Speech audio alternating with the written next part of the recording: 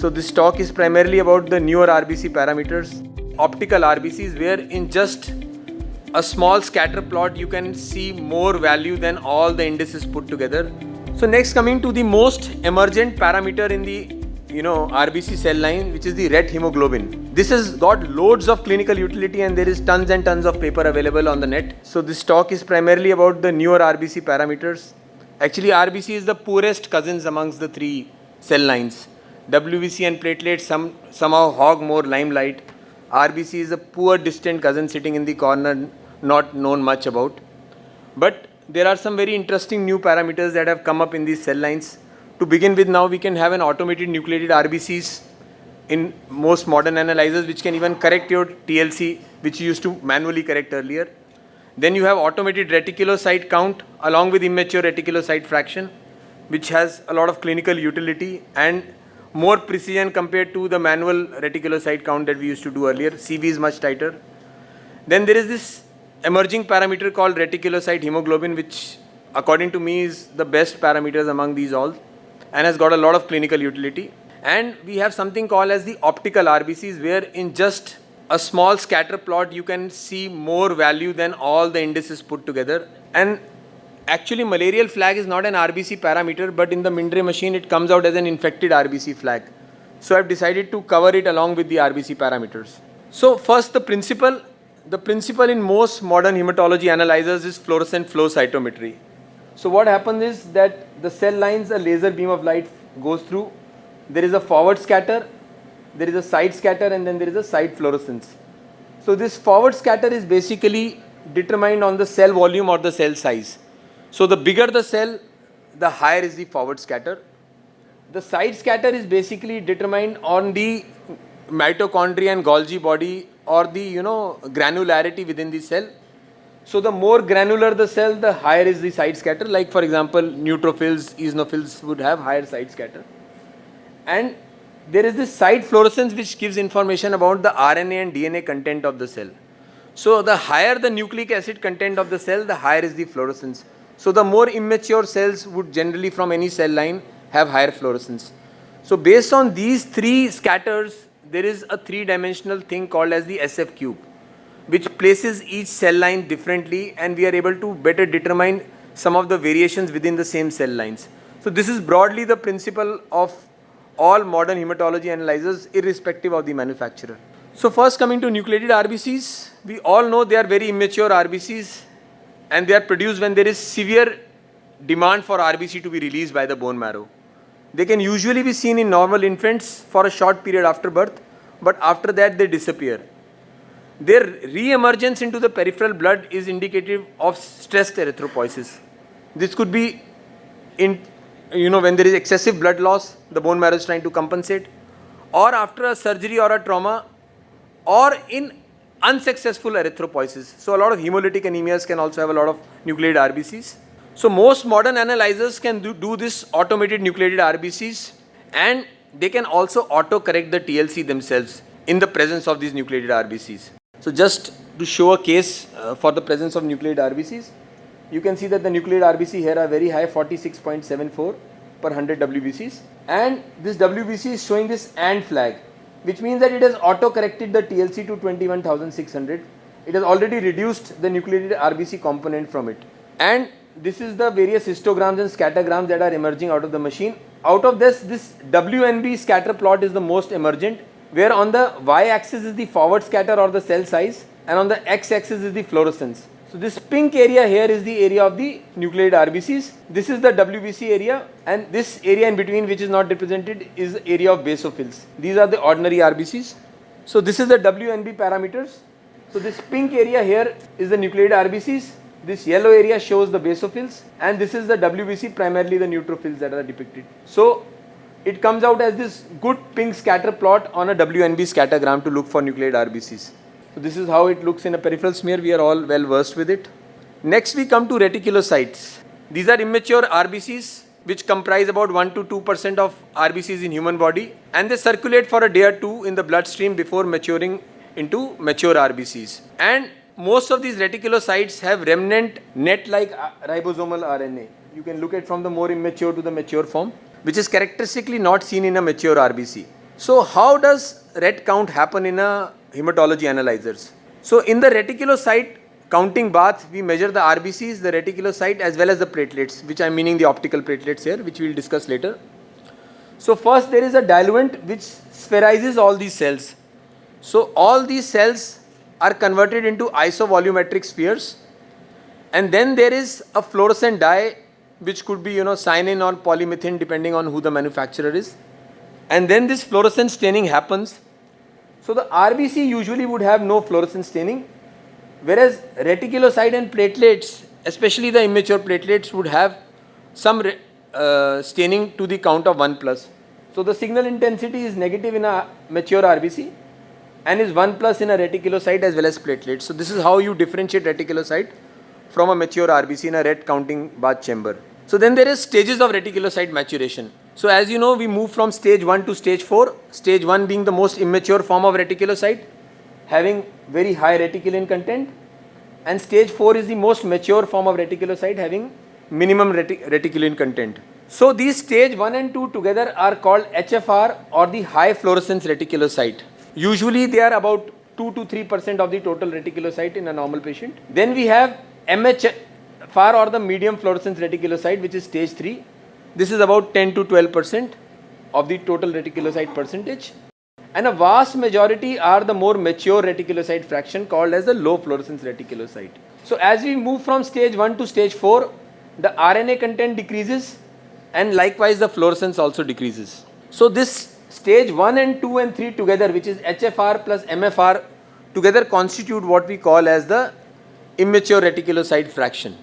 So in addition to reticulocyte, IRF also brings some additional clinical information to the table, which is sometimes useful in diagnosing certain clinical diseases. So this is the RBC ret scatter plot. So you can see this is the mature RBC. This is the LFR, the MFR and the HFR. So HFR is most to the right because it contains the maximum fluorescence. In the same scatter plot, we can also look at optical platelets, which we will cover in our subsequent talk later. So look at some clinical conditions here. In both aplastic and hypoplastic anemia, both reticulocyte count as well as the IRF is low. In a case of bone marrow regeneration, the reticulocyte count is low, but the IRF could be high or normal. In chronic inflammatory condition, reticulocyte count would be low, but the IRF will be within normal limits. In nutritional anemias like iron deficiency or folate B12 deficiency, you could have a low or normal reticulocyte count, but the IRF will be high. So untreated megaloblastic anemia would classically have a normal reticulocyte count, but the IRF would be definitely higher. So this is also one of the telltale signs of an untreated megaloblastic anemia. In thalassemia, both will be normal or high. In MDS, retic could be any level, but the IRF is normal or high. Now coming to hemolytic anemias and blood loss anexia, both retic and IRF are high. So retic and IRF could both be low, like in aplasia, hypoplasia could both be high like in hemolytic anemias, or there could be conditions where reticulocyte percentage could be normal but the IRF is high like in the nutritional anemias. So this is another good index to differential diagnose some of the conditions. So this is a case study to just show a reticulocyte high count. So the hemoglobin was 6.8%, MCV was 119, RDWCV was 18%. The reticulocyte percent was 23.88. The immature reticulocyte fraction was 46.7. This is significantly high. The IRF normal range that we established in our lab is about 15-16%. Again, MFR and HFR were both high, which constituted the high IRF. The ret hemoglobin was normal, and the nucleated RBC were also 26 per 100 WBC. Later we did a serum haptoglobulin which was low, LDH was high. This was a classical case of hemolytic anemia. Now if you look at the scatter plot here, another interesting thing has happened. The optical platelet here are 16 and the impedance platelet here is 2,42,000. Actually the optical platelet here is wrong, which I will discuss later.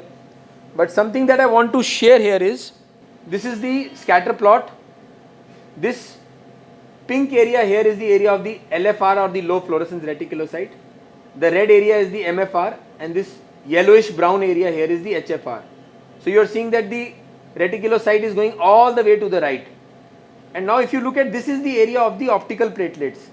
So you are seeing some pink area here along with this greenish blue area, which is the area of optical platelet. So some of the optical platelets are falsely being counted out as LFR here. So that is the reason why the optical platelet gave a falsely low optical platelet. So in severe hemolytic anemias, unlike certain other conditions, optical platelet may not be the most desirable thing to do. Impedance could be better. So next, coming to the most emergent parameter in the RBC cell line, which is the ret hemoglobin. This has got loads of clinical utility and there is tons and tons of paper available on the net. This test tells us whether reticulocytes are able to produce sufficient hemoglobin and actually is the indicator of appropriate utilization of the body's iron stores. So in a nutshell, this is a very good surrogate marker for functional iron deficiency and has got very good correlation with bone marrow iron stores. And it is the only non-invasive parameter to measure functional iron deficiency. When this is done in combination with iron profile, this can be a very good tool to determine anemia due to iron deficiency or the inability of reticulocyte to hemoglobinize itself, which is functional iron deficiency. So its primary clinical utility is A, in the diagnosis of iron deficiency. B, it is also an early measure to response to iron therapy. Actually, it is the earliest marker that gets elevated after you give patient iron therapy, and it is usually increased within 2 to 4 hours. 72 hours is a good benchmark to measure the patient's RET-HE again, and this is the first parameter to move up in treatment to iron deficiency. It is also an early indicator of iron restricted erythropoiesis in patient receiving erythropoietin therapy. So all patients of anemia of chronic renal failure, we must undergo a RET-HE before instituting erythropoietin therapy, because if along with CRF the patient also has functional iron deficiency, then the patient will also be needed to be given colloidal iron along with erythropoietin. So as I just told that it is an indicator of functional iron reserve and it increases within 2 to 4 days of iron therapy. It is recommended by European best practice guidelines for management of anemia of patients with CRF, and you can see this is the bone marrow with good iron stores. It shows very good correlation with both serum transferrin as well as bone marrow iron stores, and it is the only non-invasive method to determine functional iron deficiency apart from doing bone marrow iron stores. So this is the famous Thomas diagram, which is coming nowadays a lot in these PG entrance. Some of the newer students might have known this. On the y-axis is the ret hemoglobin concentration, and on the x-axis is the ferritin index. Now ferritin index is nothing but soluble transferrin receptor divided by the log of ferritin. So the higher the ferritin index, the more severe is the iron deficiency.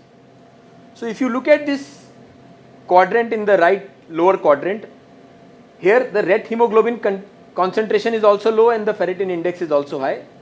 This is a case of classical iron deficiency. We give patient iron and the patient responds with increase in ret hemoglobin concentration.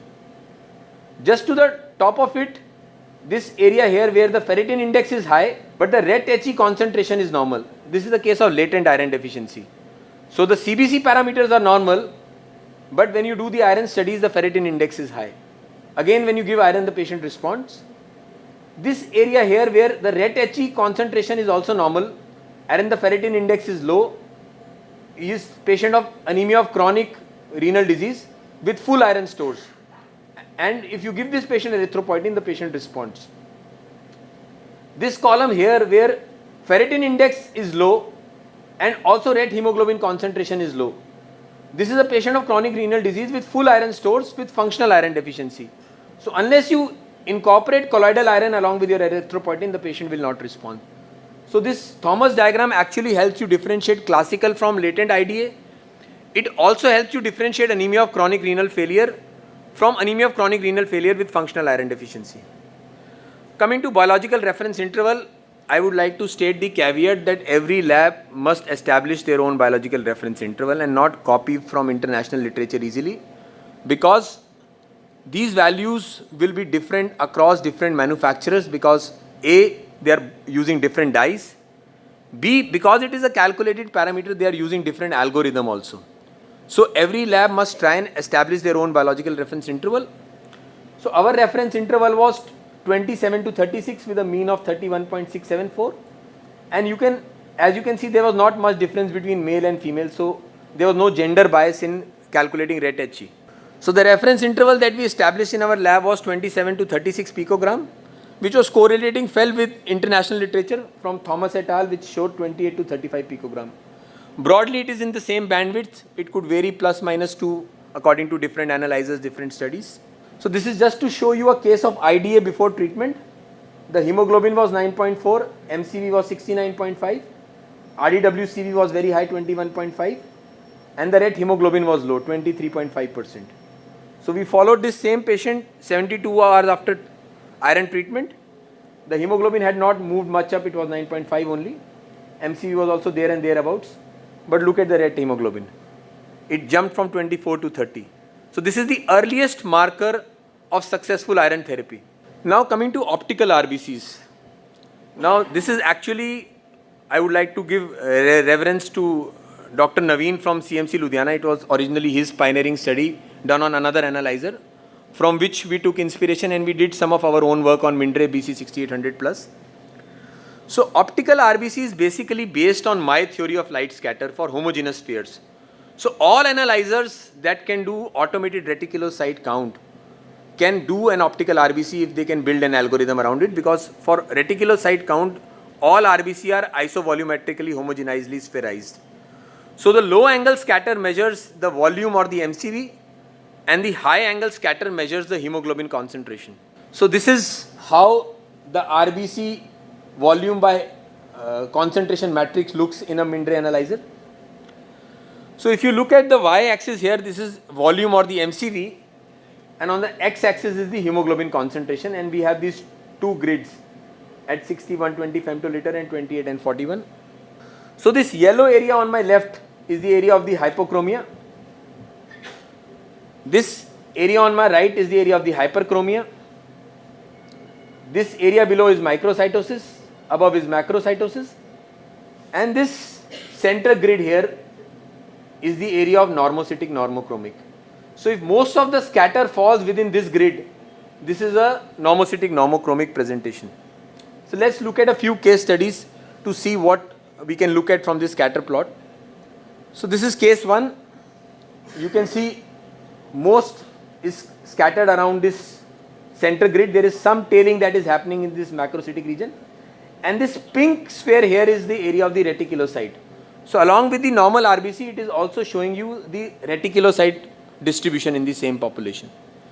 So if you look at the indices from the same case, hemoglobin is 15, MCV is 91.8, RDW is 13.8, and ret HE is also normal, 33.8. RBC histogram is perfectly normal. This is a normocytic normochromic case. So just one glimpse at that scatter plot and you roughly know what you are heading for. So this is case 2. This patient has both microcytosis as well as hypochromia, and the spread is evenly spread out. Looks typically like a microcytic hypochromic picture. So look at the indices here. Hemoglobin is 9.4, MCV is 69.5, RDWCV is elevated 21.5. Look at the ret hemoglobin concentration, it is low, 23.5. Looks like a classical iron deficiency. We did an iron studies on the same patients. Serum iron was 18, TIBC was 432 and ferritin was 7. So this is typical classical IDA where you get both microcytosis as well as hypochromia. Contrast this, if you look at this scatter plot, this is primarily having a lot of microcytosis but not much hypochromia. So microcytosis is marked, but hypochromia is not that marked as in the earlier case. So look at the indices here. The hemoglobin is 12.9, MCV is 61.5. Look at the Mainzer index, MCV upon RBC, 61.5 upon 6.47. Less than 10 looks typically like a beta thal trait. The RDWCV is also borderline 16.3. And look at the ret HE, it is normal. So in a beta thal trait, the ret HE will be normal, whereas in an IDA, the ret HE will be lower. Of course, there is a caveat, you could have both coexisting. In those conditions, again, ret HE will be lower. So this is, we did a chromatography. A2 was 6%. There was no other abnormal peak. Classical picture of a beta thalassemia trait. So just having a look at the two scatter plots again. This is case 2 IDA. This is case 3 beta thal trait. You can see that this is showing significant amount of hypochromia. Here there is hardly any hypochromia. And the scatter plot is also much tighter in beta thioyltrate compared to IDA, which is more spread out. So you can have some idea just having a look at those scatter plots. Now this is case 4. This looks pretty much like my case 2. There is a lot of hypochromia. There is a lot of microcytosis as well. There is not much difference between case 2 and 4. But when I look at the indices, my hemoglobin is 9.3, MCV is 56. Again look at the Mainzer index, 56 upon 5.62, less than 10. RDW-CV is high, 20.2, RET-H is 18. So it has got features of both IDA as well as beta thioyltrate. So it was combined iron deficiency anemia with beta thioyltrate. Here it would be again difficult to differentiate on the scatter plot, but will look quite similar to the IDA scatter plot here. So this is case 5. You can see the scatter plot is moving right from below to top. There is microcytosis, there is normocytic as well as macrocytic. Looks more or less like a dimorphic picture. Forget the indices. First look at the RBC histogram. There is a bimodal peak. Classical dimorphic anemia. Hemoglobin 9.4, MCV 71.8. RDW is pretty high, 38.4. So just one look at that scatter plot is going to give you more information than all these indices put together. This is case 6. You can see there is very minimal microcytosis, but a lot of macrocytic area here along with normocytic, and the reticulocyte is not that marked. This is relatively less. So this is a case of macrocytosis. So you're seeing MCV 100, hemoglobin 12.6, RDW is normal 12.4, and RET-HE is also borderline about 38.7. So this is macrocytic non-megaloblastic anemia. Usually the RET-HE would be normal or borderline. RDW would not be that high. There will be only MCV that will be elevated. Now contrast this to this scatter plot here. There is pretty high density in the macrocytic area. Look at the percentage of the reticulocyte. Compared to the previous case where there was hardly any, there is significant reticulocyte population because the IRF is always elevated even in untreated megaloblastic. Although this is a treated megaloblastic anemia. So you look at hemoglobin 7.1, MCV 104. Look at the reticulocyte 7.76, IRF 30.1, and even the RDW is pretty high, 24.6. So this is partially treated megaloblastic anemia. So we did a folate which was 6, vitamin B12 was 115. So it was established that it was B12 deficiency anemia. Now I am just showing you the optical RBC scatter plots of all the 7 cases. This is a normocytic normochromic case. This is a case of iron deficiency anemia. This is beta thioyltrate. This is again IDA with beta thioyltrate, looks pretty similar to the case 2. There is hardly any difference. This is dimorphic anemia. This is macrocytic anemia. Contrast this to the megaloblastic. You will see much denser reticulocyte population compared to case 6. Also, we have not shown a case here. You can also pick up hereditary spherocytosis. There will be a lot of hyperchromic scatter plot in cases of HS.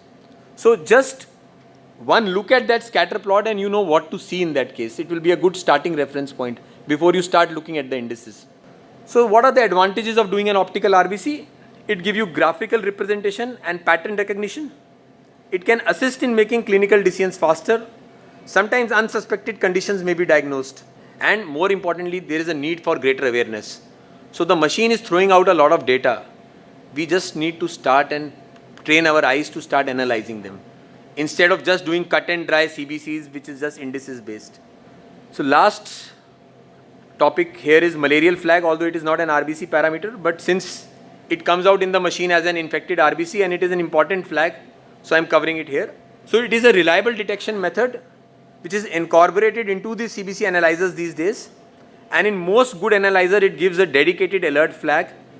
This has helped to detect actually cases of malaria which were not sought out for. So the clinician has not asked you for a malarial parasite or a rapid malarial antigen, and this is more like a coincidental finding while you are just doing your CBCs. And especially it has more potential in a busy laboratory where there is a lot of work and there is not enough time to do too much smear review. So we have seen that the sensitivity and specificity of this flag in our study was 93 and 97%.